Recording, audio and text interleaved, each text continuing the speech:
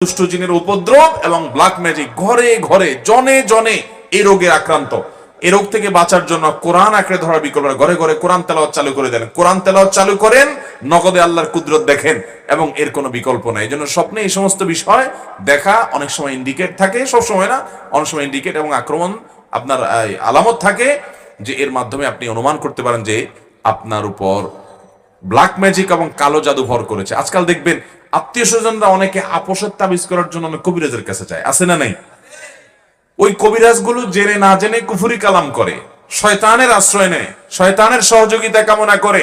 আপনার আপোষ করতে গিয়া, আপনার বিরুদ্ধে তাবিজ করতে গিয়া আপনাকে ব্ল্যাক ম্যাজিক করতেছে, আপনাকে কালো জাদু করতেছে, আপনি টেরও পাচ্ছেন না। কিছু খাওয়ায় দিচ্ছে, কিছু শোকায় দিচ্ছে, তাবিজ আপনার বালিশের নিচে রেখে দিচ্ছে, চিপা চাপা রেখে দিচ্ছে, বিভিন্ন রকমের আপনার সুই এটা সেটা রেখে দিচ্ছে, কবরে পুঁতে রাখা হচ্ছে, মানুষকে ধ্বংস করে শেষ করে দেওয়া হয়।